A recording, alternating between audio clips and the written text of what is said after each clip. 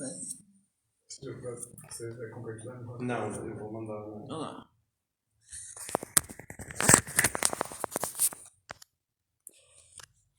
Se for, dá pra fazer virar. Mas o seu já tá virado. Veja lá no Face pra ver se...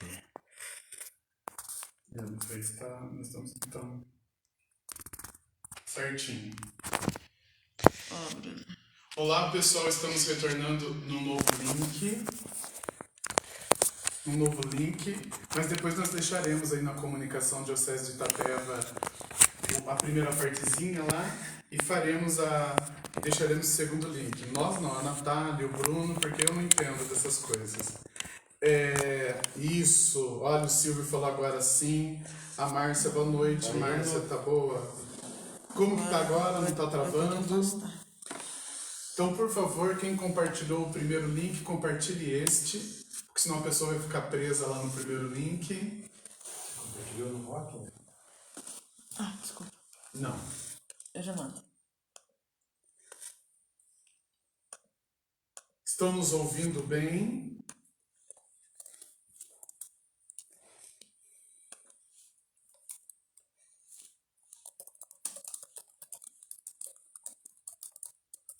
Eu estou compartilhando.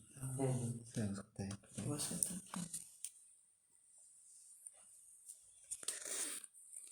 Agora acho que deu certo. Agora o povo tá falando que tá bom. Pessoal. Ok, pessoal? João, você compartilha no Face do Rock Patrulha de Buri. E você que é de outras páginas da Diocese pode compartilhar. Então, recapitulando, é uma carta. Então, toda carta tem um autor, toda carta tem destinatários, tem uma data, tem uma saudação inicial, tem uma mensagem própria para aqueles destinatários e uma saudação final. Esse é o esquema de uma carta paulina, tá certo? Então, o autor é Paulo. Como eu já disse, muitas vezes temos uma ideia de Paulo que era ruim e tornou-se bom. Então, evitamos até o termo de conversão, porque Paulo era um judeu exemplar. Ele seguia com fidelidade à lei, com radicalidade, de tal forma que a perseguição que ele fazia aos judeus que haviam proclamado Jesus como Messias e Senhor, para ele estava fazendo bem, ele estava fazendo o que era certo. Então, no evento de Damasco, Paulo consegue fazer a experiência de tudo aquilo que ele cria se concretizou em Jesus. Mas claro, uma pessoa que tinha tanta autoridade para perseguir e matar os judeus cristãos e os pagãos cristãos, não foi recebido muito bem. Então ele teve dificuldade para se legitimar como um proclamador, um anunciador da palavra e de Cristo. Por isso que Paulo tem uma personalidade muito difícil, no sentido de que ele se impõe, ele mesmo se intitula o apóstolo, não porque ele tinha ciúme dos 12, mas para que ele tivesse uma credibilidade por parte daqueles que o ouviam. Porque não era ele que matava, não era ele que perseguia, nós não faríamos a mesma coisa hoje. E de repente surge esse novo Paulo. Repito, que não era ruim, mas agora a vida dele só tinha sentido em Cristo. Nós temos que entender que toda essa personalidade de Paulo e todo esse radicalismo de Paulo está presente nas suas cartas. De modo especial, nem todos, mas na carta aos Gálatas, nós temos assim um Paulo um pouco mais calmo e mais profundo, transmitindo nas suas cartas, porque algumas cartas de Paulo são muito duras, são muito pontuais, mas a carta aos Gálatas tem essa realidade. Mas é importante que o autor, que Paulo, tem essa característica de alguém que teve uma postura de mudança com Cristo, que eu sou apóstolo e trouxe, olha, eu tenho autoridade para anunciar, e ele viveu este anúncio, esta renúncia no seu apostolado até o martírio. Então era alguém assim, que a personalidade dele, ele tinha aquela ânsia, brotava dos poros de Paulo, mesmo quando ele exortava, brigava, ele queria que a mesma mudança que ele teve no evento de Damasco, que muitas pessoas falam, Paulo caiu do cavalo, não sabemos que caiu do cavalo, se ele estava em pé, mas essa queda onde ele morreu como Paulo, mas levantou ressuscitado com Cristo, ele queria que as pessoas a quem ele já tinha anunciado e já estava seguindo, por onde ele havia passado, ele queria que as pessoas não vivessem uma fé aparente, mas que fossem também proclamadores de Cristo Jesus. Então, ele era uma pessoa, além do querigma, do anunciador, ele era também aquele eu quero. Ele exigia isso dos seus seguidores. Então é importante que nós entendamos que a personalidade do autor, de Paulo, é muito presente nos escritos. E a carta aos Gálatas não é uma exceção.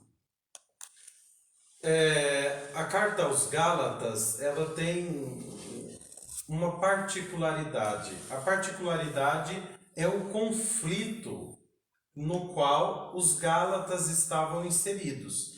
Então vamos ao contexto da coisa. Primeiro, Paulo certamente estava preso e por isso ele não pôde visitar pessoalmente a comunidade. Segundo os Atos dos Apóstolos, capítulo 16, capítulo 18 dos Atos, Paulo teria viajado à Galácia 2 vezes. Os Atos dos Apóstolos comprovam isso. Na primeira vez ele foi e lá ele ficou doente, ele ficou enfermo. Aí ele diz, se vocês pegarem o Evangelho, se vocês pegarem a carta, vocês vão ver que o capítulo 1 ele vai falar justamente disso. Do momento em que ele esteve nas igrejas da Galácia, e doente, enfermo, e eles o acolheram como a um anjo de Deus. Eles o acolheram e, se fosse possível, eles dariam o próprio olho, dariam a própria vida por Paulo. Mas eles não só acolheram a Paulo, como principalmente acolheram a mensagem que Paulo trazia. Qual mensagem? A de uma revelação. Uma revelação na qual Deus apresentou a Paulo Cristo crucificado. E esta revelação Paulo coloca aos Gálatas. E aí quando ele escreve a carta, a comunidade está passando por um conflito. Mas antes de entrar nessa questão do conflito, vamos ver alguns aspectos gerais da carta, algumas coisas que são pertinentes. Como o padre falou, toda carta tem um autor, toda carta tem uma mensagem e a carta precisa ter um destinatário. Os destinatários, diferentemente da carta aos Coríntios, da carta aos Filipenses, da carta aos Efésios, que ele se dirigia à cidade, à comunidade, uma única comunidade, então à comunidade de Éfeso, à comunidade de Corinto, à comunidade de Tessalônica, a carta de São Paulo aos Gálatas, ela é dirigida a mais de uma comunidade. Então não é uma única comunidade, não é um único povo, é dirigida a mais de uma comunidade. É geograficamente interessante, né, João? Porque Corinto era uma cidade, né? Então era para os cristãos de Corinto. Éfeso era uma cidade. Agora, Galácia era uma região. É como nós aqui, Itapeva é uma cidade, Guri é uma cidade, Capão Bonito é uma cidade, mas nós dizemos que nós estamos na região do Vale do Ribeira. Então, Galácia representa uma região. Por isso que o João está falando que é uma peculiaridade. A maior parte das cartas paulinas, ele escreve para cristãos de determinadas cidades ou para pessoas, né, como Timóteo, Tito, mas aos Gálatas é para uma região, ou seja, eram várias cidades. Essa região é de origem celta, né? Os celtas deram origem a essa região. Depois, essa região passou, como toda civilização da época, com Alexandre Magno, por um processo de helenização, ou seja, foi inserida na comunidade, ali na região dos Gálatas, os costumes, as tradições, os hábitos dos gregos. Quem eram os helênicos? Os helênicos eram os gregos. E depois dessa dominação helênica, dessa dominação dos gregos, em 25 a.C., mais ou menos, esta região da Galácia passou a pertencer ao Império Romano. Portanto, foi dominada pelo Império Romano. E aí vejam que, quando nós falamos dos Gálatas, nós não somos monoteísta. A religião dos Gálatas, digamos que os seus costumes religiosos, eles estavam centrados na adoração das forças da natureza. Então, adorava o ar, adorava a terra, adorava o fogo, adorava o vento. Essa era a religião deles, essa era a prática religiosa deles. Portanto, era um povo pagão, era um povo que não tinha fé alguma, era um povo que não tinha um Deus. E aí é justamente a este povo que Paulo vai escrever, que Paulo vai falar nas suas visitas. Uma primeira visita onde ele prega o Evangelho, onde ele vai falar de Jesus crucificado, onde ele vai falar da doação, da entrega de Jesus por nós, como o perdão dos nossos pecados, o resgate e principalmente, Cristo morreu para nos libertar. A libertação é um ponto muito forte da carta de São Paulo aos Gálatas. Então, os destinatários são esses povos que viviam na região da Galácia, tinham costumes helênicos, costumes gregos e estavam sob o domínio do Império Romano. Eram povos pagãos. Paulo, quando escreve a carta aos Gálatas, isso entre 55 e 57 depois de Cristo, a Josiane perguntou se é a primeira carta, o primeiro escrito de Paulo. Não, não é. O primeiro escrito de Paulo é a segunda carta aos Tessalonicenses. Provavelmente que é também um escrito mais antigo do Novo Testamento. Ele escreveu então a carta aos Gálatas entre 55 e 57 depois de Cristo, provavelmente de Éfeso ou de Corinto, de uma dessas duas cidades. Ele estava preso, ele estava já em cativeiro, e ele ditou essa carta, mas o último capítulo, a despedida da carta, ele a escreveu de próprio punho. Veja que interessante, Paulo preso no cativeiro, já não tinha condições de visitar a comunidade, e isso ele fala na introdução da carta, que ele não está lá porque não pode ir pessoalmente, mas o desejo dele era de estar lá. Paulo dita esta carta, esta mensagem, e no finzinho, na despedida, ele escreve de próprio punho. Uma coisa interessante também da carta de São Paulo aos Gálatas. Paulo, quando vai escrever aos Gálatas, ele quer mostrar uma ruptura apocalíptica da história. Por quê? O conflito, e aí nós vamos entrar na questão acerca do conflito ao qual os Gálatas estavam inseridos. As comunidades, todas que Paulo escreveu, foram fundadas por ele. A carta aos Gálatas, a comunidade da Galácia, ela foi fundada basicamente no anúncio, na mensagem de Jesus Cristo crucificado. Se você quiser, pegue aí na sua Bíblia o capítulo 3, versículo 1. O capítulo 3, versículo 1. Diz Paulo: ó Gálatas insensatos, quem vos fascinou a vós, ante cujos olhos foram delineados os traços de Jesus Cristo crucificado? Só isto quero saber de vós. Foi pelas obras da lei que recebestes o Espírito ou pela adesão da fé? A mensagem central: Jesus Cristo crucificado. Os Gálatas, como vimos, eram pagãos, recém-convertidos ao cristianismo. Então eles já estavam inseridos, quando Paulo escreve a carta, na história do povo de Israel. Eles já pertencem à nova aliança trazida por Cristo Jesus conforme as Escrituras.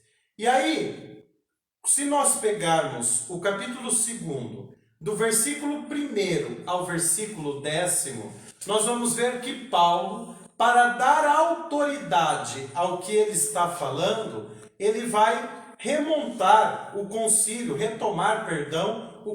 de Jerusalém. Aí o padre poderia explicar para a gente sobre o que decidiu o concílio? Então, esse concílio chamado Concílio de Jerusalém, Assembleia de Jerusalém, o grande problema, o principal problema das primeiras comunidades cristãs era o quê?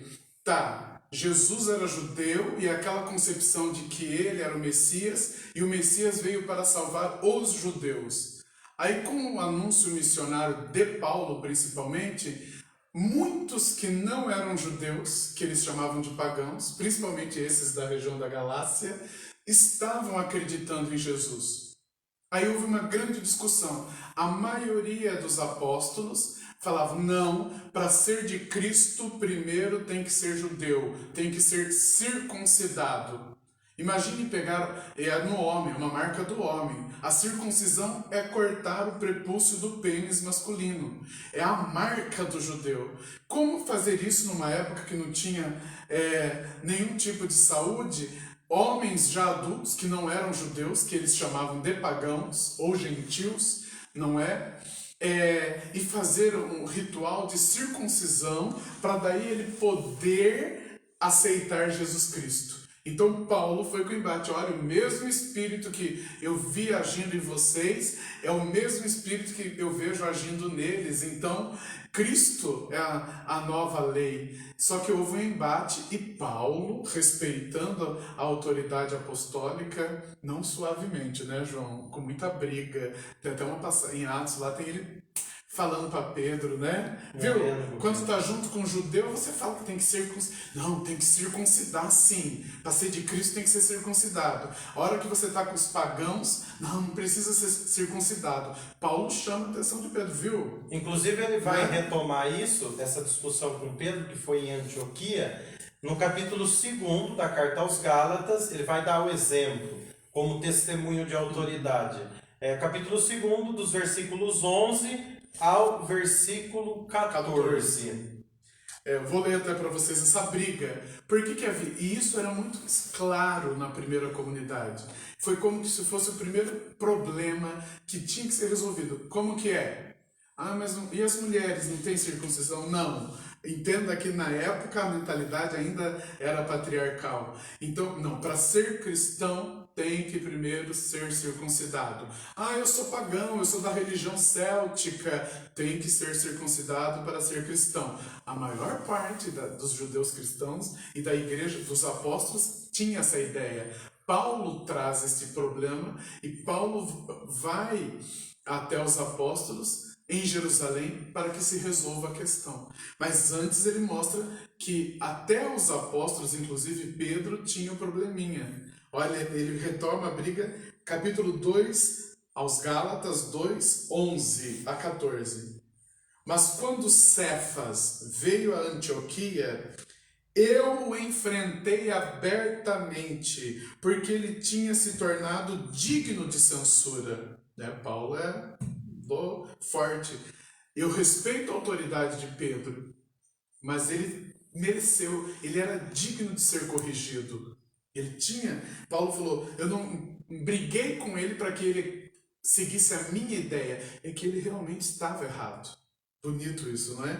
Com efeito, antes de chegarem, alguns vindos da parte de Tiago, de Jerusalém, o bispo de Jerusalém. Tiago era um dos apóstolos que pregava assim enfaticamente que para se tornar cristão era preciso ser judeu, era preciso passar por todos os processos da religião judaica. E Tiago tinha uma autoridade muito grande, até maior do que Pedro, na comunidade original ali. A igreja mãe em Jerusalém. Aí o que Paulo fala?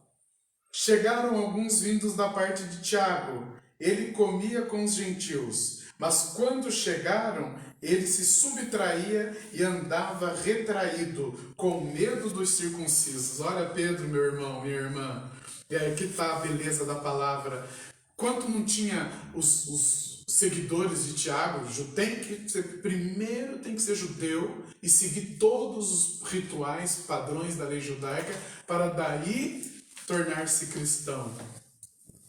E Paulo era o contrário. Mas Pedro, quando não tinha esse povo, ele comia com os gentios. Lembrando aqui que o comer, o fazer refeição, para um judeu é a intimidade, é estar junto, é partilhar das mesmas ideias. Por isso que Jesus foi criticado, viu? Mas ele toma refeição com os cobradores de impostos. Significava para os judeus que Jesus estava compartilhando da opressão dos cobradores de impostos, e nós já entendemos que Cristo veio dar novo sentido a isso.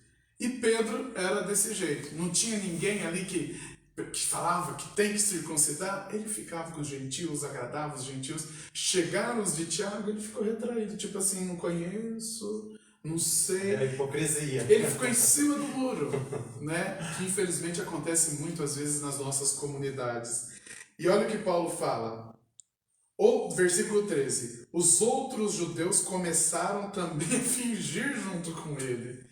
Não é, João? O líder era fingido, né? Quando estavam só os pagãos, não precisa ser circuncidado, o importante é o batismo, é o Espírito que age em vocês. Quando chegavam os que não tem que ser circunciso, ele, não, eu sou de vocês. Pedro começou a fingir, e o que aconteceu? Muitos começaram a fingir. Aí Paulo falou, eu tenho que censurar. Outros judeus começaram também a fingir junto com ele, a tal ponto que até Barnabé, que eu já vou falar do Concílio de Jerusalém, se deixou levar pela sua hipocrisia. Paulo era, duro.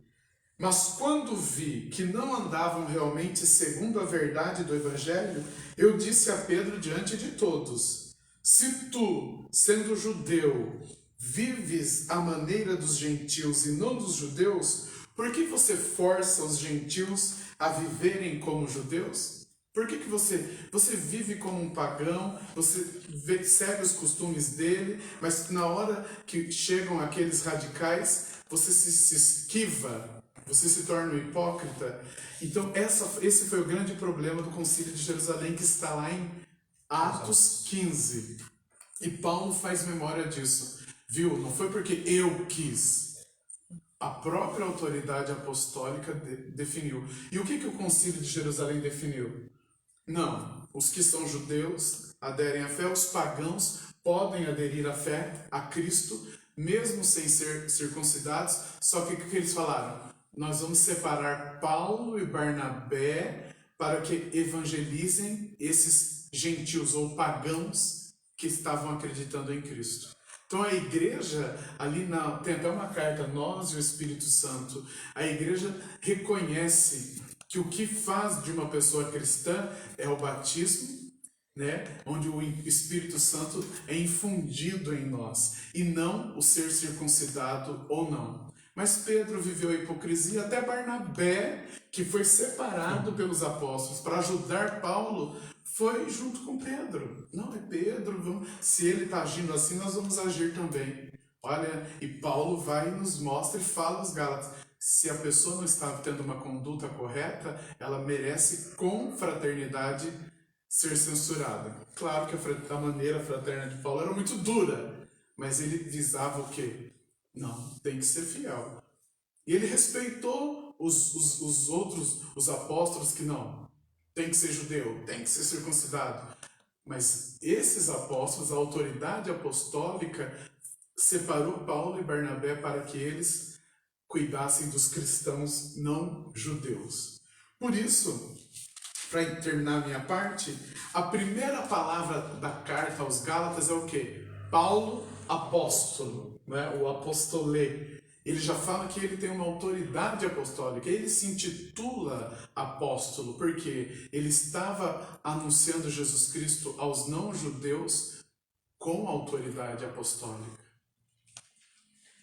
Então, com essa resolução do Concílio de Jerusalém, Paulo tem a autoridade para anunciar o Evangelho aos gentios, aos pagãos. E não era necessário, então, para esses povos, a aplicação dos costumes judaicos, dentre eles a circuncisão e a observância do sábado, que é justamente o conflito que vai surgir na comunidade dos Gálatas. Em outras palavras, aos Gálatas, que eram pagãos e estavam se convertendo ao cristianismo, Paulo não precisava obrigar, impor a circuncisão, observar o sábado e outras leis externas do judaísmo. Não. O que importa é a adesão da fé pelo batismo no Espírito Santo. Assim aconteceu com os Gálatas. No entanto, o conflito que deu origem a essa carta foi quando novos missionários, dizendo terem vindo da igreja mãe, a igreja de Jerusalém, na qual Tiago era o bispo. Que não é o Tiago, que nós temos uma carta de Tiago, não é esse o autor da carta de Tiago, é um outro Tiago, mas um dia nós podemos conversar sobre isso. Então esses novos missionários chegam às igrejas da Galácia dizendo que eles têm autoridade para completar, suplementar o evangelho que Paulo pregou incompletamente.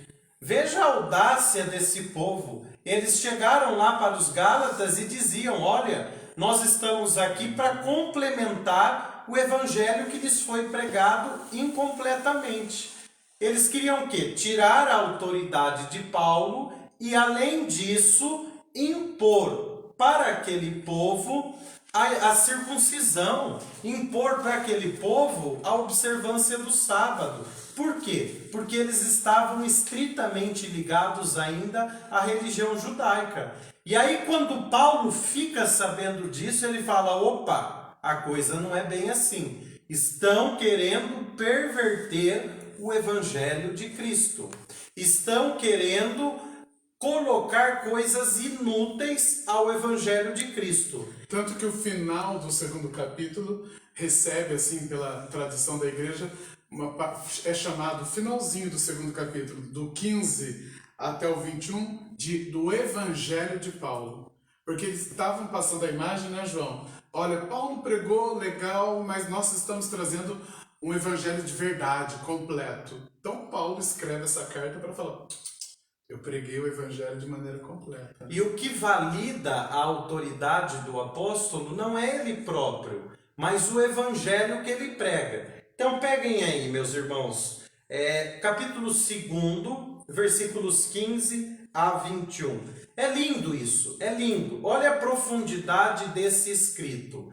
Veja que Paulo vai escrever isso para uma comunidade que estava se perdendo, estava deixando-se corromper por esses novos missionários que queriam aplicar neles a circuncisão. Estavam vivendo a hipocrisia, né? Estavam vivendo a hipocrisia. Até Barnabé, que era para estar junto com Paulo, estava indo na onda, né? Porque quando Paulo os visitou e pregou o evangelho, eles acolheram a Paulo assim como se fosse um anjo, como se fosse o próprio Jesus. E agora eles estavam virando as costas, não para Paulo, mas para o evangelho que ele havia pregado. Vamos ao texto.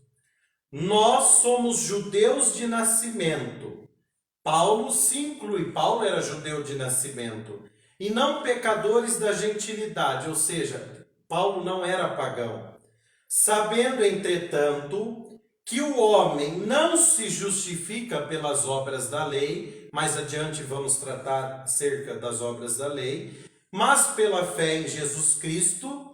Nós também cremos em Cristo Jesus para sermos justificados pela fé em Cristo. Quando nós falamos justificado na Sagrada Escritura, entenda-se salvos.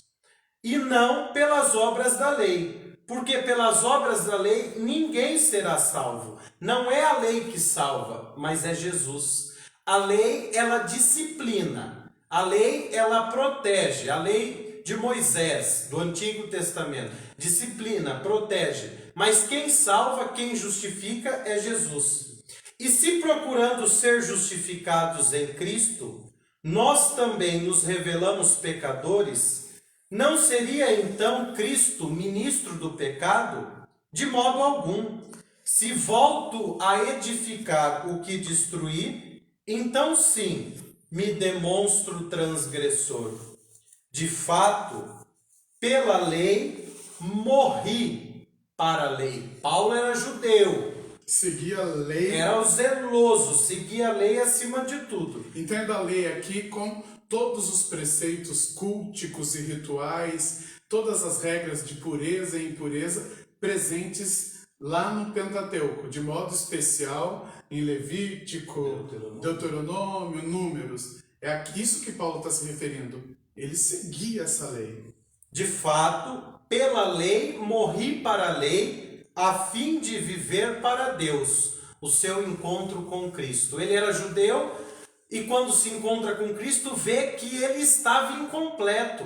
Cristo é a verdade, ele adere a Jesus. E olha que lindo isso, minha gente. Fui crucificado junto com Cristo. Já não sou eu que vivo, mas é Cristo que vive em mim. Minha vida presente na carne, isto é, a vida que nós vivemos, vivo-a pela fé no Filho de Deus, que me amou e se entregou a si mesmo por mim. Não invalido a graça de Deus, porque se é pela lei que vem a justiça, então Cristo morreu em vão. Trocando em miúdos o que Paulo diz, olha, se vocês estão querendo se circuncidar para serem cristãos, se vocês estão querendo cumprir todos esses rituais de pureza, de impureza, do sábado, etc. e tal, então não adiantou Cristo morrer. Porque vocês estão buscando a salvação, a justificação pela lei. Né? E Cristo, não. É pela fé em Cristo que nós somos justificados. E esse é o Evangelho de Paulo, a teologia da cruz. É a partir do crucificado que Paulo mostra esta lei renovada. E aí, a crucificação, o escândalo da cruz, tanto para os judeus, diz Paulo em Coríntios, né? Escândalo para os judeus, loucura para os pagãos, é o tema, é a tese do que Paulo pregou, da sua mensagem evangélica. Então, se isso não é o suficiente, se isso não importa, então a morte de Cristo foi em vão. A tal ponto que ele vai afirmar, se Jesus não morresse e não ressuscitasse, vã é a nossa fé. Vã seria a nossa fé, então, inútil seria a fé. Né? Então, João, só um momento, podemos dizer assim, como é uma carta, tem uma saudação inicial aos da Galácia, e é uma saudação muito seca. Porque em outras cartas, Paulo primeiro dá um agrado, ele elogia, ele fala bem, para depois exortar. Aqui não, ele já foi, é para vocês, e viu. Então, o capítulo 1 e o 2, Paulo faz como que eu tenho autoridade para falar para vocês. Eu não sou alguém que chegou aqui do nada e quer espalhar a confusão. Não. A autoridade dada por Cristo na cruz, eu como apóstolo estou anunciando. Então, o capítulo 1 e 2 é uma defesa, é uma defesa. Eu não gosto de usar o termo apologia, eu não sei como outro. Mas é uma apologia, é apologética essa carta. Paulo está falando assim, olha a autoridade que eu tenho. Então, primeiro e segundo capítulo é isso. Ele mostra a autoridade que ele recebeu a partir da cruz de Cristo. Né? Que Paulo, ponto de partida e de chegada, é a cruz, ali onde Cristo se fez nada. E a partir do capítulo 3, ele vai exortar daí a comunidade, já que ele mostrou a autoridade dele, agora com a minha autoridade fixada, não na hipocrisia, não no blá blá blá, não no retorno à lei, viver em cima do muro, agora eu vou exortar vocês. Agora que vocês vão me ouvir, eu quero exortá-los. E é interessante que Paulo, na carta aos Gálatas, ele faz a saudação, como o padre falou, Paulo apóstolo, enviado diretamente por Deus e não por intermédio da ação do homem. Olha, aqueles que chegaram lá, os novos missionários, estavam dizendo que tinham sido enviados pela igreja de Jerusalém. Então eles estavam ali amando de alguém. Eles estavam ali obedecendo às ordens de alguém, que depois nós vamos ver que é mentira. Por quê? No fim das contas, eles estavam querendo impor a circuncisão, a observância dos preceitos judaicos, porque eles estavam com medo da perseguição do Império Romano. Por quê? Nós sabemos que na igreja primitiva, o Império Romano foi um grande perseguidor dos cristãos. Então, quem se auto-intitulava cristão, morria. Aconteceu isso com os apóstolos, aconteceu isso com Paulo e com muitos que aderiram à fé. Então, o que esses novos missionários, que na verdade eram inimigos, eles queriam? Que os pagãos ali, a comunidade dos Gálatas, se fizesse a circuncisão, observasse os preceitos judaicos, para não correrem o perigo da perseguição. Ou seja, eles queriam que eles vivessem na hipocrisia, assim como eles estavam vivendo. E aí Paulo vai dizer, olha, eu não fui enviado por homem nenhum, eu fui chamado diretamente por Deus. Foi o próprio Deus quem me enviou. Para quê? Para pregar o seu evangelho. Jesus Cristo crucificado. Não há outro evangelho a não ser este, o de Jesus crucificado. E este evangelho é o poder de Deus que salva e que liberta, desencadeado, ou seja, realizado no mundo pelo evento Cristo. Como Deus salvou a humanidade em seu Filho Jesus. Como Deus libertou a humanidade em seu Filho Jesus. E isso acontece na cruz. Então, nesses 2 primeiros capítulos, Paulo vai defender a sua missão, vai defender o seu apostolado, o evangelho que ele pregou, fazendo até uma autobiografia, como vimos, retomando o Concílio de Jerusalém, retomando a questão do problema dele com Pedro. A vida dele antes do evento de Damasco, que eu não gosto, não é adequado, não é adequado falar conversão, porque Paulo não era uma pessoa má, pelo contrário, era muito zeloso. Mas ali no evento de Damasco, no encontro com o ressuscitado, ele viu o sentido de tudo aquilo em que ele acreditava. Então é o que o João disse, nos 2 primeiros capítulos ele está falando, não há outro evangelho.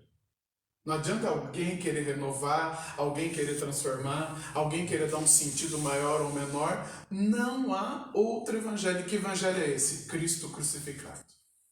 Daí lá em Coríntios, 1 Coríntios 18 a 25, que ele vai fazer a tese do paradoxo da cruz, que está presente em todas as obras de Paulo. O que nos justifica é a fé no Cristo crucificado. Loucura para os gregos, escândalo para os judeus, que um crucificado era um escândalo, mas para nós que cremos, é sabedoria, poder de Deus. Então Paulo, nesses 2 primeiros capítulos, ele se defende, mas ele mostra também aos irmãos da Galácia, dessa região, chega, não tem o meu evangelho, não tem o evangelho daquele, tem um só evangelho. É o de Cristo. É a nova aliança, é a nova lei. E por este evangelho nós somos salvos e libertos. Depois, dando continuidade, a partir do capítulo 3 até o capítulo 5, versículo 1, Paulo ele vai se valer de 7 argumentos teológicos para refutar a ideia desses missionários que eram adversários. Ele vai, com 7 argumentos da própria Escritura, ele vai dizer, olha, esse povo está querendo iludir vocês. A Josiane perguntou, por que aparece vários evangelhos no texto? Dá a impressão de que são muitos evangelhos. Não, existe o evangelho verdadeiro, que é este que nós falamos, o pregado por Cristo, o pregado por Paulo, o da cruz de Cristo, de Jesus crucificado. E aí, estes outros evangelhos é justamente acerca do que esses missionários estavam querendo pôr, querendo completar um evangelho que já era completo por si próprio. O que, na verdade, eles estavam querendo fugir da verdadeira mensagem. Aceitamos a Cristo, mas queremos continuar a guardar o sábado. E desde o início, da crucifixão, os cristãos já começaram a guardar no primeiro dia. No primeiro dia, Maria Madalena foi ao sepulcro. No primeiro dia, estando fechados por... Então, nós somos cristãos, mas vamos voltar. Vamos seguir as regras, as leis judaicas. Então, estavam querendo pregar um novo evangelho. Daí Paulo fala, não há outro. O evangelho é Cristo crucificado. Ou seja, resumindo, o que nos justifica não é o seguimento da lei, apesar disso ser importante. O que nos justifica é a fé em Cristo e Cristo crucificado. Escândalo para uns, loucura para outros, poder de Deus para nós. E o primeiro destes 7 argumentos é justamente que os Gálatas já haviam experimentado o poder do Espírito de Deus.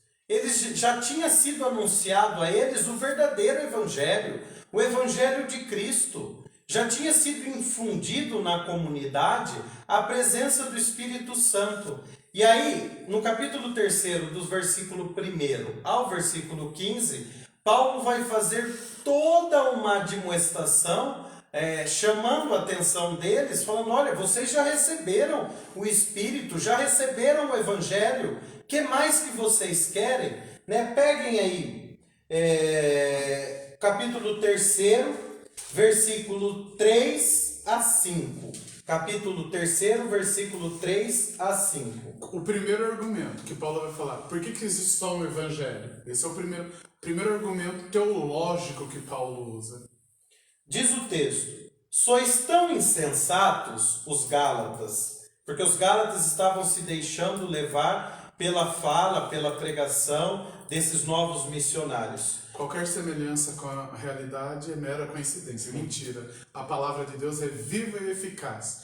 Então, nós temos que sempre no estudo da palavra não violentar o texto e dizer que é a mesma coisa. Não, o sistema histórico, o pensamento era diferente, mas essa vivacidade vem para nós hoje, que muitas vezes nos deixamos levar por outros discursos. Nós temos muito mais facilidade de desqualificar os ensinamentos de Deus do que os outros ensinamentos. Eu sempre gosto de falar o exemplo diácono João, no sentido de que um padre às vezes fala, não tem problema, Deus está com você, coragem, melhore e tal. O padre que tem uma autoridade fala, a pessoa sai do escritório do padre e encontra uma outra pessoa, a pessoa fala, nossa, senti um arrepio que vi você, deve ter espírito atrás de você. A pessoa, eu acredito que tem espírito mesmo, o padre falou que não tem, mas eu acredito. Era mais ou menos isso que estava acontecendo com os cristãos da Galácia. Não, Paulo falou certinho para nós, mas o que você está falando parece que é melhor. Porque só crer parece que é pouco. Não, a gente tem que começar a oferecer mesmo o sacrifício de novo, tem que começar a guardar o sábado de novo. E Paulo fala, não, o primeiro argumento é esse. Sois tão insensatos que, tendo começado com o Espírito, agora acabais na carne.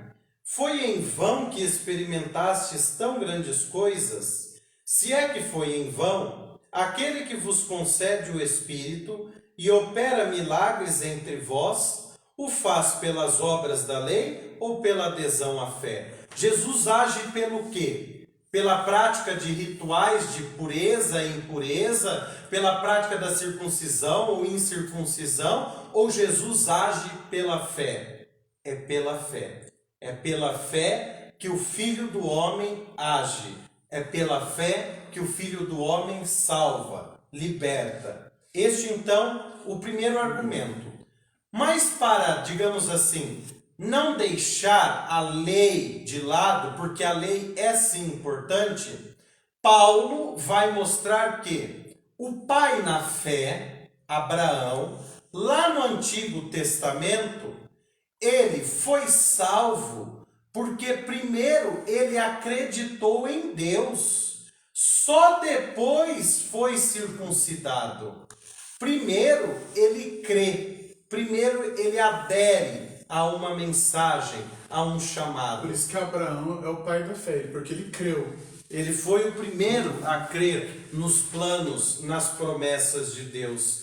E depois, só depois que vem a circuncisão. E Abraão não foi salvo? Claro que foi, porque ele creu. Não porque ele deixou ou não ser circuncidado.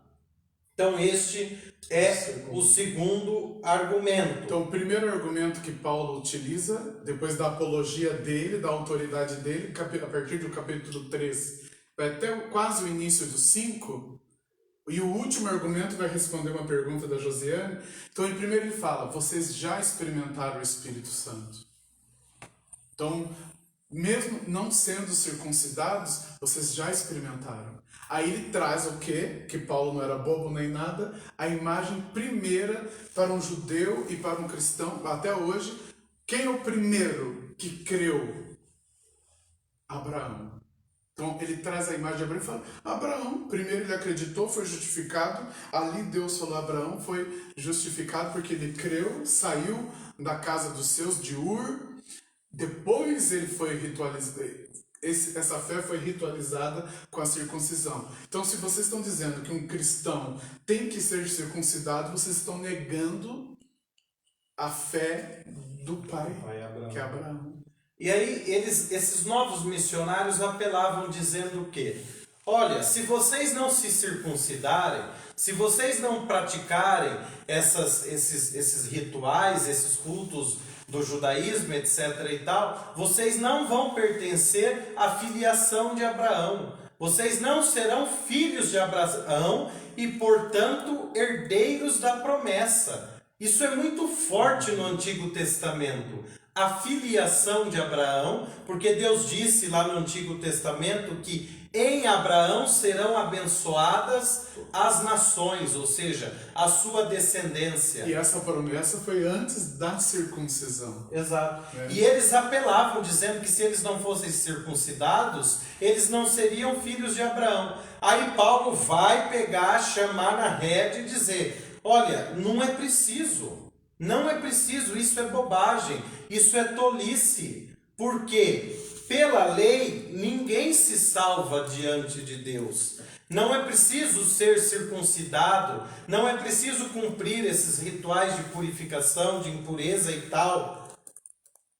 Porque o justo, o salvo, e aí essa frase bonita, que está no versículo 11, finzinho do versículo 11. O justo viverá pela fé. Foi o modo de vida de Abraão. Foi o modo de vida de todos aqueles que acolheram o chamado de Deus em todo o Antigo Testamento e também no Novo Testamento. Aderindo à fé, eles são salvos. O justo viverá pela fé. Depois, um terceiro argumento. Capítulo 3, versículos de 10 a 14. A lei não acrescenta algo positivo ao que vós já tendes, Cristo Jesus, mas traz uma maldição. O que tem de maior, de ponto mais alto na lei, é Cristo, a nova lei. Isso é o suficiente. O que querem colocar além de Cristo é maldição. E aí, falando de maldição, ele vai retomar o Salmo, um dos Salmos, não me recordo qual, que vai dizer que maldito é todo aquele que é suspenso no madeiro. A própria lei diz isso. O Cristo foi suspenso aonde? No madeiro da cruz. Então, se queremos algo a mais do que Cristo, nós estamos buscando maldição. É o que o padre falou, que muita gente procura. Ai, parece que não é suficiente a fé, parece que crer não é suficiente, e aí a gente começa a procurar outras coisas. Vai numa cartomante, vai numa macumbeira, vai no terreiro, vai no centro espírita, enfim. Vai em tudo quanto é lugar, porque a gente acha que a fé não é suficiente, que a fé não nos basta. Se sente amaldiçoado, né? Exato. É isso que Paulo fala. E é muito profundo. Cristo na cruz se fez maldito, se fez nada para que nós nos libertássemos Da da maldição. maldição. Então, crer em Cristo, o que nos liberta dessa maldição é Cristo. Não é a lei, mas é Cristo. Não é ir lá oferecer 2 pombinhos, oferecer um carneiro, oferecer um bezerro. Mas agora esta lei é vista em Cristo. Como eu estava dizendo na escola de leigos que nós temos nas dioceses, está sendo à distância, eu falava hoje que tem um prefácio, né? E que lembra muito essa carta aos Gálatas. Cristo, né, na lei, tinha que ter um altar, tinha que ter um sacerdote, tinha que ter um sacrifício, um altar, que era do Templo de Jerusalém. E na cruz, Cristo se faz sacerdote, altar e cordeiro. É isso que Paulo fala. Viu? Vocês estão negando, estão querendo trazer de volta algo que foi, assim, não tem lá no Apocalipse, eu renovo todas as coisas, algo que foi dado para vocês. Primeiro argumento, vocês tiveram a ação do Espírito. Segundo argumento, Abraão foi justificado antes de ser circuncidado. E o terceiro argumento é esse. A lei não vai acrescentar nada, né, João? E Porque quantas já vezes temos tudo. E a gente fica tentando acrescentar. Não estou criticando promessas. Promessas fazem parte da nossa devoção, etc. Se você fez, cumpra, desde que não seja absurda. Mas enfim. Mas às vezes a gente fica tentando colocar enfeite em algo que já é perfeito. Cristo Jesus por nós. O quarto argumento diz o seguinte: a lei, essas regras de circuncisão, etc. e tal, ela veio 430 anos depois da aliança com Abraão e não podia acrescentar nada ao que Abraão, seus descendentes e herdeiros já haviam recebido pela fé. Como vimos, o justo vive pela fé. A lei, ela não salva, a lei não liberta, a lei disciplina e protege.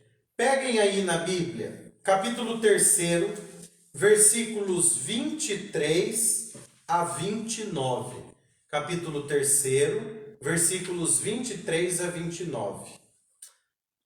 Antes que chegasse a fé, nós éramos guardados sob a tutela da fé, da lei, para a fé que haveria de se revelar.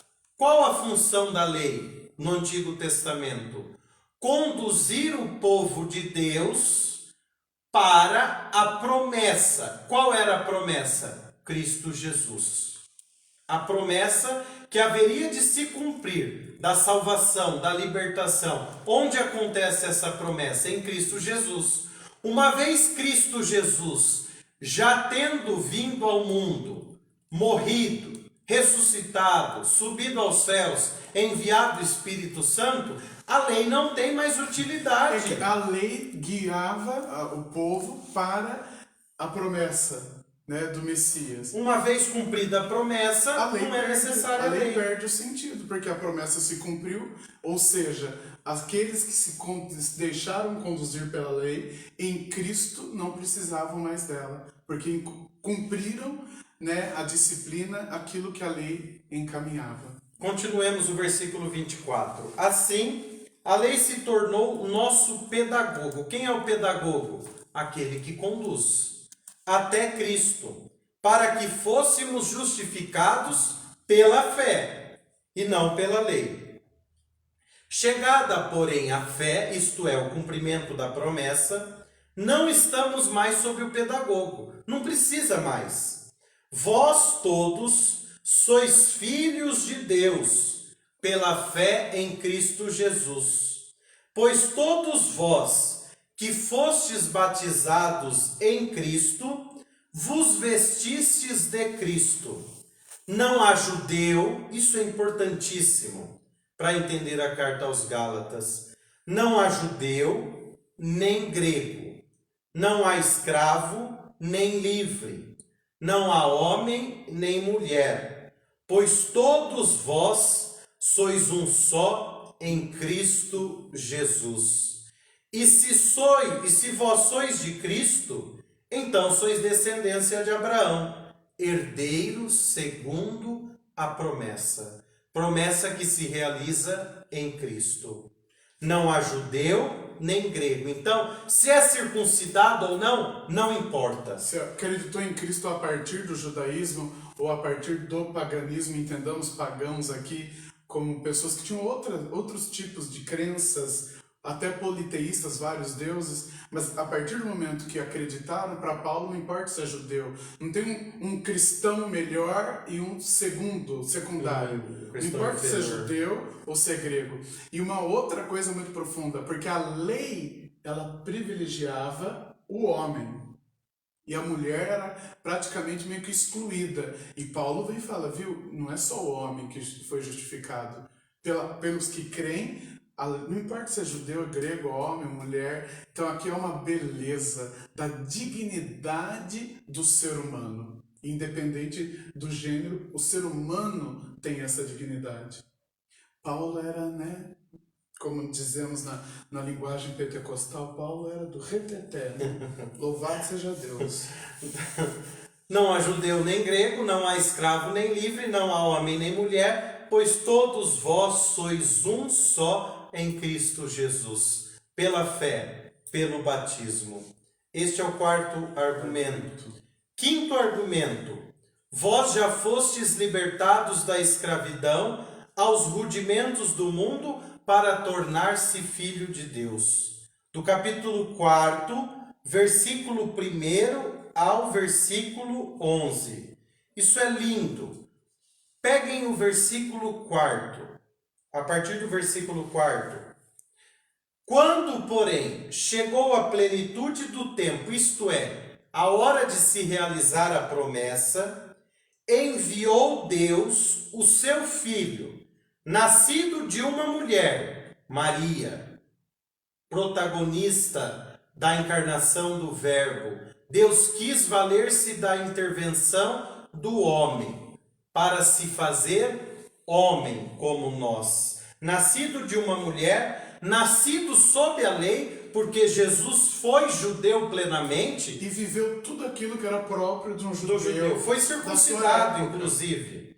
Nascido de uma mulher, nascido sob a lei, para resgatar os que estavam sob a lei, ou seja, aqueles que estavam aguardando a promessa, a fim de que recebêssemos a adoção filial.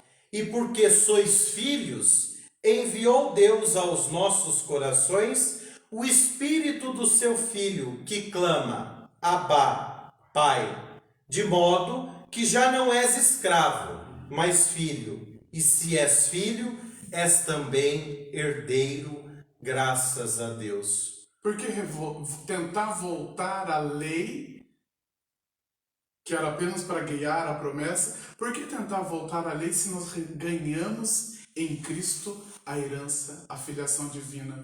Por isso que por muitos séculos a epístola aos Hebreus era atribuída a Paulo, porque ali há muita teologia paulina no autor de Hebreus, no escrito de Hebreus. E esta ideia é muito... Nós ouvimos isso na segunda leitura de domingo passado, né? A relato da criação de Gênesis, Jesus mostrando a dignidade do homem e da mulher, porque a lei era corrompida, né? Só o homem tinha direito de dar uma carta de divórcio por causa da dureza do coração. Por que a mulher não tinha direito? E Jesus mostra, mas independente de quem tenha direito, a dignidade é para o ser humano. E daí a segunda leitura era Hebreus, que dizia, Cristo fez mais. Ele nos permitiu que nós nos chamemos uns aos outros de irmãos. E não se envergonhou de ser chamado nosso irmão. Vamos ao sexto argumento. Vós já diz Paulo, vós já aceitastes a mim e a minha mensagem como um anjo de Deus. Como eu poderia agora ter me tornado vosso inimigo? Né? Aquela contradição. Quando Paulo foi pela primeira vez à comunidade dos Gálatas, ele estava doente. E ali ele evangelizou, anunciou Jesus Cristo crucificado. E os Gálatas o receberam como um anjo de Deus, como Cristo Jesus. Por que agora eles estão querendo tornar Paulo um inimigo, fazer de Paulo um inimigo? E aí Paulo vai dizer que ele sente isso como que as dores de um parto, né? A mulher, quando está para dar à luz, ela sente as dores. Então Paulo ama aquela comunidade com um amor de mãe, e de uma mãe que está prestes a dar à luz, ou seja, Está sentindo as dores. que está sofrendo, sentindo as dores, as contrações, mas sabe que dará luz a uma vida nova. Paulo se sente assim quando ele olha para a comunidade, mas ele não se conforma que a comunidade está virando as costas para o evangelho que foi pregado por ele. Aquilo que eles todos esperaram pela lei e se cumpriu em Cristo, a comunidade ganhou, nós ganhamos, né, essa graça de sermos irmãos e estavam virando a costa para isso, né? Querendo voltar para a maldição. Fomos justificados por Cristo, né? E que ele se fez pecado, se fez maldição para nos libertar, e parece que os da região da Galácia estavam querendo voltar, mas porque existiam pregadores que estavam corrompendo o evangelho. Que daí é um dos argumentos aqui, né, João? E aí, olha, peguem lá no capítulo 4, versículo 18 e 19. Versículo 18 e 19, capítulo 4. É bom ser cortejado para o bem, sempre, e não só quando estou presente entre vós. Meus filhos, Paulo tem esse amor de mãe pela comunidade, por quem sofro de novo as dores do parto, até que Cristo seja formado em vós. Então Paulo se compromete a sofrer as dores, as contrações, as dificuldades do parto, até que a comunidade esteja formando Cristo, até que a comunidade esteja gerando Cristo em seus corações. E para isso não é necessário cumprir os preceitos de pureza, impureza, circuncisão, observância do sábado, não. Para isso, para que Cristo seja formado em nós, é preciso apenas aderir, acolher, decidir pela fé. Por fim, o último... Desculpa, pode falar. O último argumento. Ao apelar a Abraão, os missionários rivais interpretam mal a Escritura, falando de uma antiga e de uma nova aliança. E aqui nós temos que entender antiga e nova aliança com dois sentidos. Primeiro, antiga aliança, tudo aquilo que está presente no Antigo Testamento. A partir de Abraão. A partir de Abraão. Abraão, Isaac, Jacó e assim vai. Que é a preparação para uma promessa. Que promessa? A da salvação, a do resgate, da libertação, que é feita na nova aliança, em Jesus Cristo.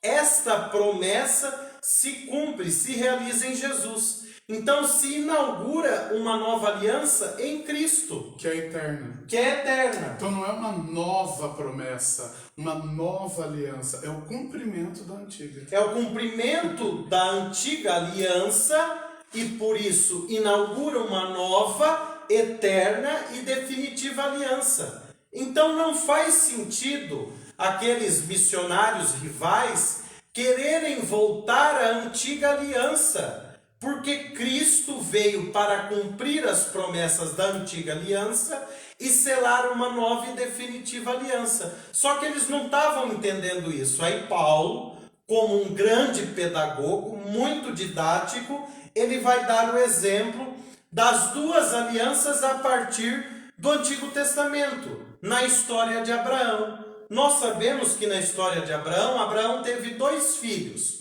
O primeiro com Agar, que era escrava de Sara, e era um costume do povo daquele tempo, quando a mulher não podia dar filho ao homem, a mulher escolhia uma de suas escravas para que o seu marido tivesse um filho com ela. E a mulher assumia a maternidade. E foi o que aconteceu com Abraão. Agar era escrava de Sara. Então, Agar teve o relacionamento com Abraão e eles tiveram um filho, Ismael. E aí é que Paulo vai dizer o seguinte: Agar e Ismael principalmente, é um filho segundo a carne. É um filho segundo a lei. Porque a lei dizia que o homem que não tivesse filho era maldito.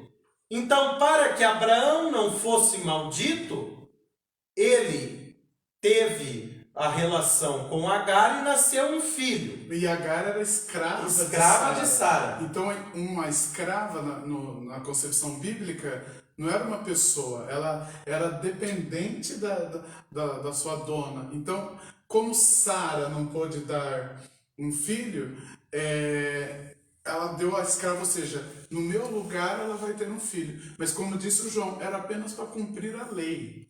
Então Ismael nasce segundo a lei. Agora, quando Sara tem Isaac, Isaac nasce segundo a promessa.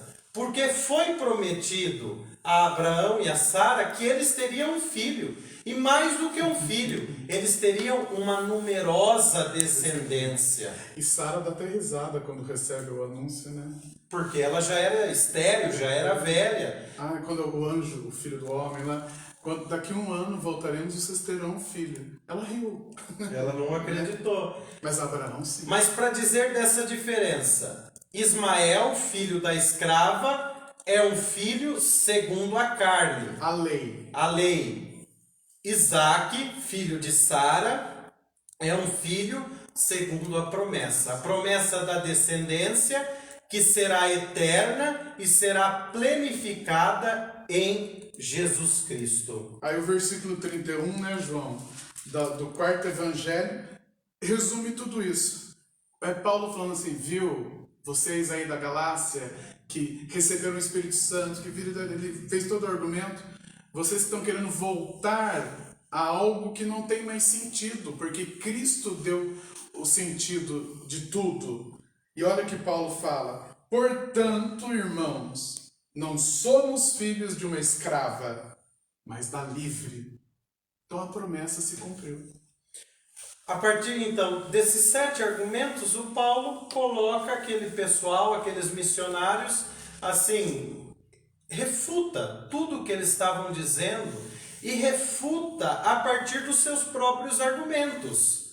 Eles queriam voltar para a lei, para a antiga aliança, e Paulo diz, não é preciso, porque a própria antiga aliança fez o caminho, preparou a nova aliança, e a nova aliança se realizou em Cristo. E em Cristo nós somos livres, vocês estão querendo voltar a ser escravo da lei? E aí, para coroar esses argumentos, ele faz uma conclusão, dizendo que Deus promove um ato apocalíptico, isso é, uma revelação, um ato de libertação e de salvação. Cristo vos libertou. Capítulo 5, versículo 1. É para a liberdade que Cristo nos libertou. Então não é para voltar aos tempos da antiga lei, não é para voltar aos tempos em que éramos servos, é para a liberdade que Cristo nos libertou. E esta liberdade nos faz filhos e filhas de Deus. E nos vem da fé de Cristo ressuscitado, não vem da lei. É uma liberdade, não tem mais escravo ou livre, homem ou mulher, grego ou judeu. Nós somos livres pela graça de Deus. Recapitulando, se você quiser anotar aí, capítulo 1, versículo de 1 a 10, é uma saudação e meio ríspida de Paulo, e Paulo já fala o motivo da carta. Não há outro evangelho. Aí, capítulo 1 até o capítulo 5, ele vai fazer os argumentos teológicos do porquê não há um outro evangelho. O primeiro argumento, ele faz toda a defesa dele, mas depois, primeiro argumento, vocês já experimentaram o Espírito, sem a circuncisão. Abraão foi justificado antes da circuncisão. A lei, do jeito que vocês querem, que esses homens aí querem que vocês voltem a cumprir, ela surgiu 430 anos depois de Abraão. Então, a lei é normativa, não é o fim. né? Ela nos leva ao objetivo. Quarto, vós fostes libertados da escravidão. 5, vocês já aceitaram a minha mensagem como um anjo de Deus. Por que agora estão rejeitando a minha mensagem? E 6, ao apelar para Abraão, esses pregadores que estavam contaminando os da Galácia, interpretaram mal a Escritura. E Paulo conclui, como João disse, o quê? Cristo nos libertou. Para de querer ser escravo. Cristo nos libertou. E aí agora, assim, já em termos de conclusão da carta, Paulo vai falar, vai pregar, vai fundamentar uma doutrina acerca da liberdade cristã. A liberdade cristã, para Paulo, é algo que está intimamente ligada com a fé e com o amor. Paulo vai dizer que a fé opera através do amor. O que prova que nós temos fé? O amor que vivemos, o amor que anunciamos, o amor que praticamos. Porque o que fez Cristo morrer na cruz? O amor. O que fez Cristo se fazer nada e se entregar por nós? O seu amor. Então começa o capítulo 5 assim. É para a liberdade que Cristo nos libertou. E aí Paulo chama a atenção. Permanecei firmes, portanto, e não vos deixeis prender de novo ao jugo da escravidão. Atenção, eu, Paulo, vos digo, se vos fizerdes circuncidar, Cristo de nada vos servirá. Declaro de novo a todo homem que se faz circuncidar. Ele é obrigado a observar toda a lei. Rompestes com Cristo, vós que buscais a justiça na lei, caístes fora da graça. Nós, com efeito, aguardamos no Espírito a esperança da justiça que vem da fé. Pois em Cristo Jesus, olha isso, pois em Cristo Jesus, nem a circuncisão, nem a incircuncisão tem valor algum, mas apenas a fé agindo pela caridade. Apenas a fé operando pelo amor. Liberdade e amor. A ação libertadora de Deus não torna somente os crentes, aqueles que têm fé, livres do pecado. Claro, a ação libertadora de Deus em Cristo Jesus nos salva, nos liberta do pecado, mas também nos liberta a viver uma vida de serviço mútuo e para os outros. Não é uma liberdade mas uma liberdade para. Nós somos livres para amar. Amar a Deus, amar os nossos irmãos. É interessante, né, João? Aqui Paulo vem com aquela ironia dele. Corri, no versículo 7. Depois disso que o João falou. Não, nem a circuncisão tem valor, nem a incircuncisão, mas a fé agindo pelo amor. Aí o versículo seguinte é uma ironia, né? Corrieis bem. Vocês estavam bem. Quem vos pôs obstáculos para não obedecerdes à verdade? Quer dizer, vocês estavam tão bem na liberdade de Cristo. O que está acontecendo? Quem que pôs obstáculo? Claro que ele sabia quem eram, né? Os que estavam pondo obstáculos. Pode continuar, João.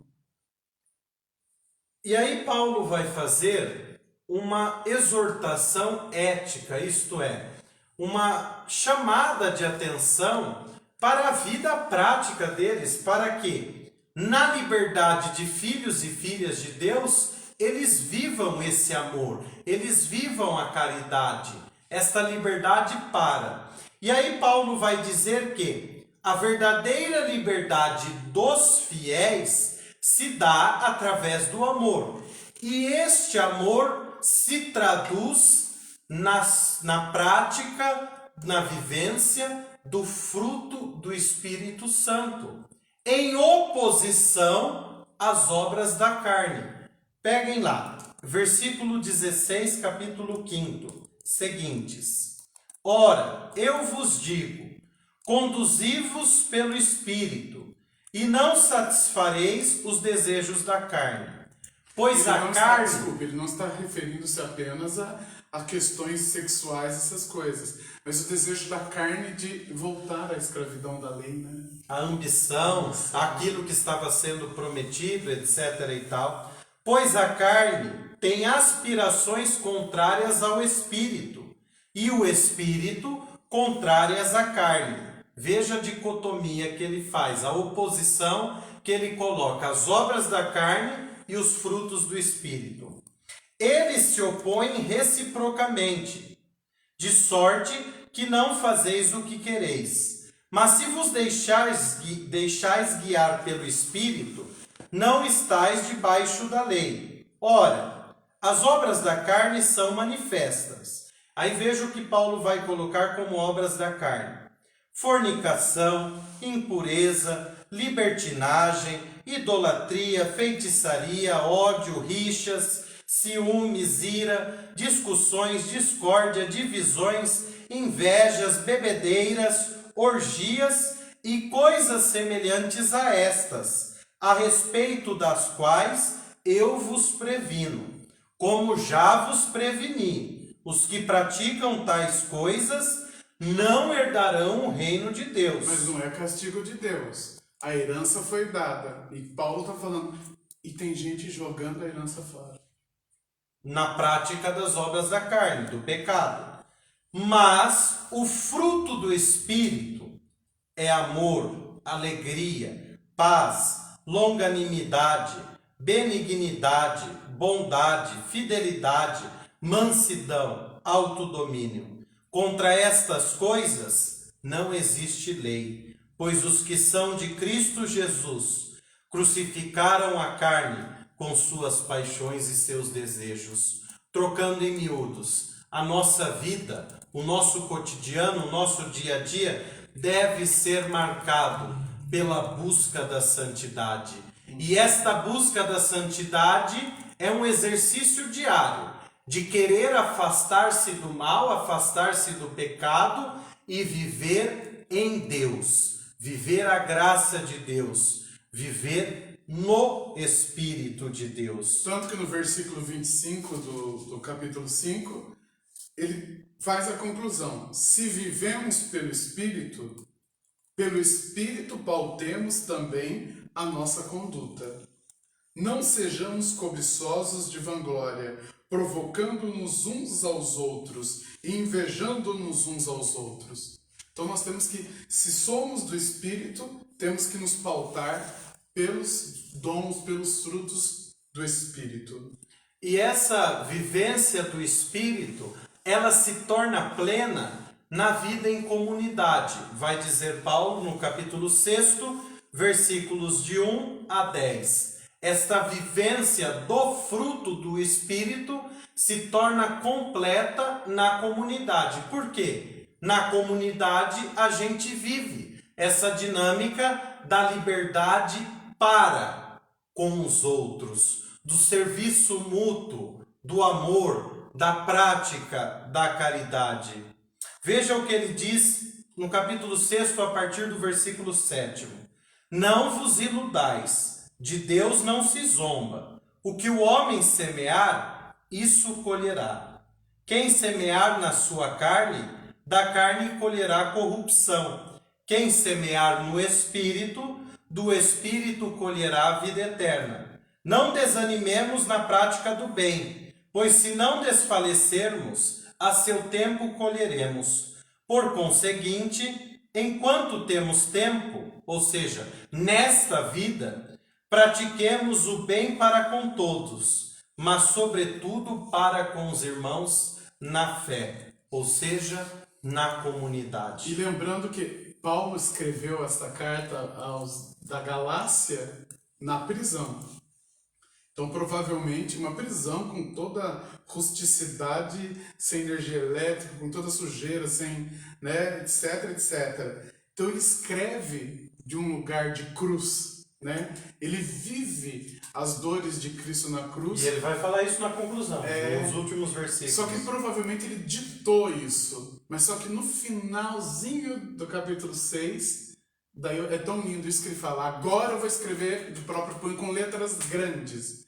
Aí é uma ideia interessante, porque eu trabalho muito essa experiência vivencial de Paulo, que aquele espinho na carne que ele provavelmente fala é a perca da visão.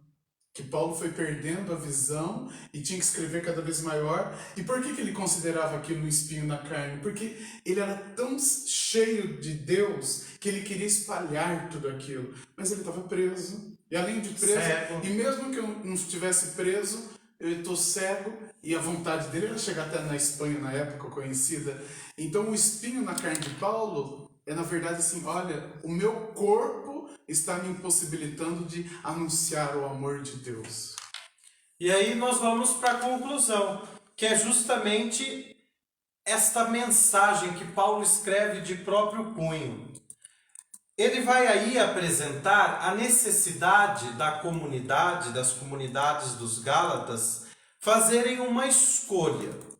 Ou eles se enfiam logo na lei, no que os missionários rivais estavam pregando, e esquecem Jesus, ou eles aderem logo, de uma vez por todas, à fé em Cristo crucificado.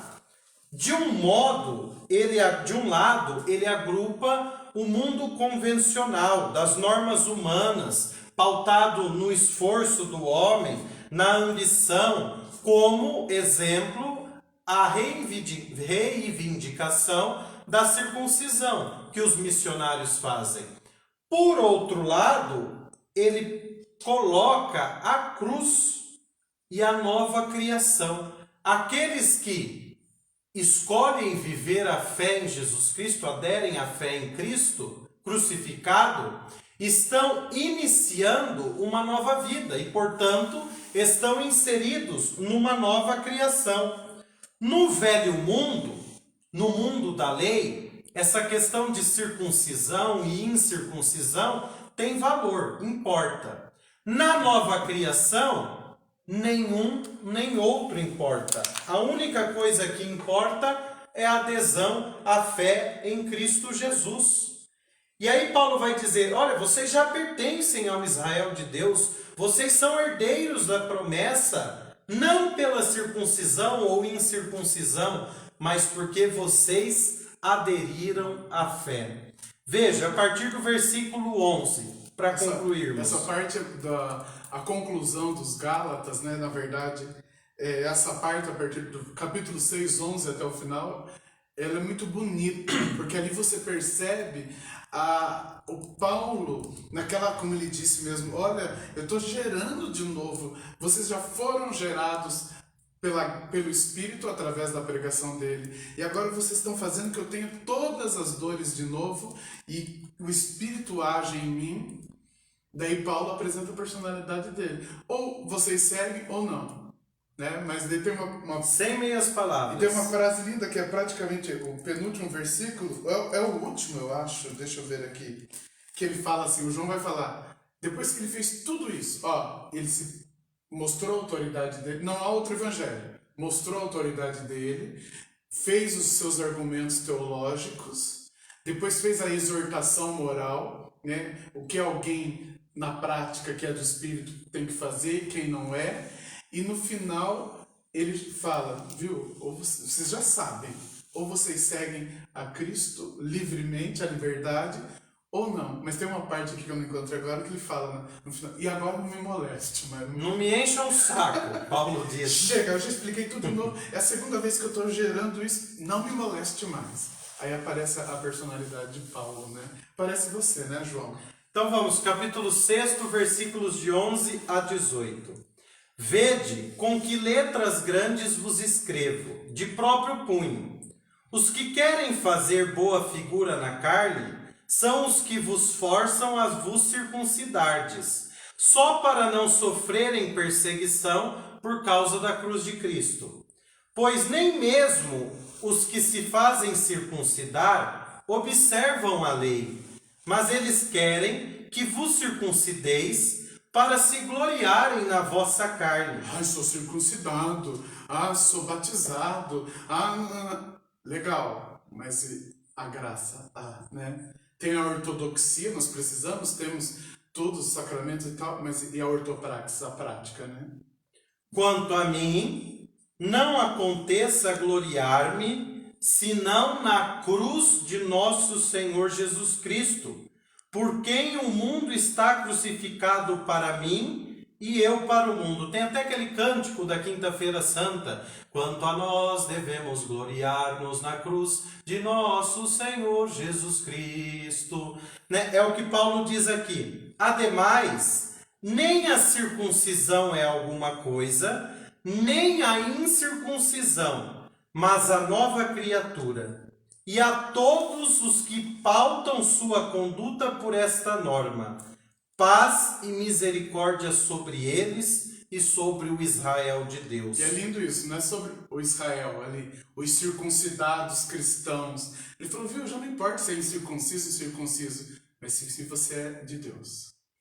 Doravante, ninguém mais me moleste. É aí, essa parte que eu estava falando, não me moleste mais. Pois trago em meu corpo as marcas de Jesus. Irmãos, que a graça de nosso Senhor Jesus Cristo esteja com vosso espírito. Amém. E assim termina a carta aos Gálatas, uma carta do cativeiro, uma carta do sofrimento, da prisão, de perdendo a visão de Paulo, querendo anunciar, levar o evangelho a tudo que era conhecido e sabendo que ele não ia conseguir. Né? Tanto que ele fala, eu queria estar aí com vocês para falar mesmo. Vocês iam me obedecer, vocês iam me ouvir. Tô preso, tô ficando cego, só consegui escrever essa parte aqui de próprio punho. E já estava indo, né, naquela questão de perseguição, ele já via que ia culminar no seu martírio, mas mesmo assim, ele permanece. E assim nós encerramos essa live explicativa sobre a carta de São Paulo aos Gálatas. Você, meu irmão, minha irmã, que participou conosco, é chamado a compartilhar este link nos grupos de WhatsApp e é chamado também a compartilhar o vídeo na sua página do Facebook. Isso. Para que nós tenhamos acesso, para que as pessoas possam também beber desta fonte, que é a palavra de Deus. Compartilhe o segundo link, né? Vai ter os dois na página, mas compartilhe o segundo porque eu fiz um resuminho daquilo que estava falando no primeiro. Então compartilhe para não dar confusão, como Paulo aqui. Compartilhe o segundo link, o que não travou, tá? E não me moleste mais. Então depois... Cristo é nosso tudo, ele não me moleste mais. Depois de sermos alimentados pela palavra, temos que alimentar os nossos irmãos e irmãs, porque é para a liberdade que Cristo nos libertou, uma liberdade para os outros, no serviço mútuo. Evangelizemos, meus irmãos, anunciemos a palavra de Deus a quem quer que seja e onde quer que nós estejamos. Muito obrigado, meu irmão, minha irmã, pela sua presença até agora conosco. Devido aos problemas técnicos, nós passamos um pouquinho do horário, mas como eu costumo dizer, essas coisas acontecem quando a gente usa. Muito obrigado pela sua presença, pela sua compreensão e participação. Se alguém tiver alguma dúvida, coloque nos comentários ou mande mensagem no WhatsApp e tal, que nós vamos procurando responder com a graça de Deus. E agradecemos aos nossos irmãos aqui, a Natália, o Bruno, da PASCOM, da nossa diocese, e pela página da Comunicação Diocese de Itapeva, que é entre páginas e páginas dessa vida pós-pandemia, é a nossa página mãe.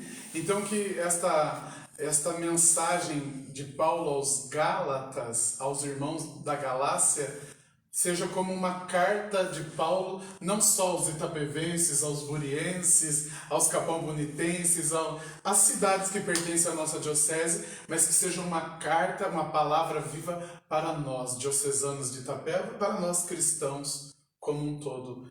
Obrigado por você estar aqui.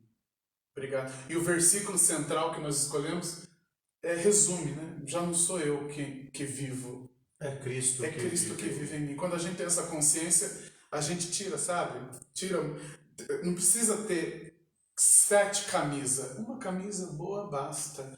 Então, quando a gente reconhece que é Cristo que vive em nós, nós vamos tirando essas coisas desnecessárias que, ao invés de fazer com que vivamos a liberdade da fé, oprimem esta liberdade. E deixemos-nos ser gerados em Cristo. Geremos Cristo aos outros também. Peçamos a intercessão daquela que gerou por primeiro Cristo em seu coração e em seu ventre. Ave Maria, cheia de graça, o Senhor é convosco. Bendita sois vós entre as mulheres, bendito é o fruto do vosso ventre, Jesus. Santa Maria, Mãe de Deus, rogai por nós, pecadores, agora e na hora de nossa morte. Amém. E antes da bênção, fiquem atentos, eu e o João vamos tentar até dezembro disponibilizar um curso sobre o Corpus Paulino, né? Sobre as cartas de Paulo. Haverá uma pequena colaboração, né? Faz parte da vida, o próprio Paulo fala, o Evangelho deveria me sustentar, mas mesmo assim eu trabalho. Mas se Deus quiser, até dezembro nós vamos conseguir disponibilizar este curso das cartas paulinas. O Senhor esteja convosco. Ele está no meio de nós. Por intercessão de São Paulo apóstolo, abençoe-vos o Deus Todo-Poderoso, Pai, Filho e Espírito Santo. Amém. Tenhamos todos uma santa e abençoada noite.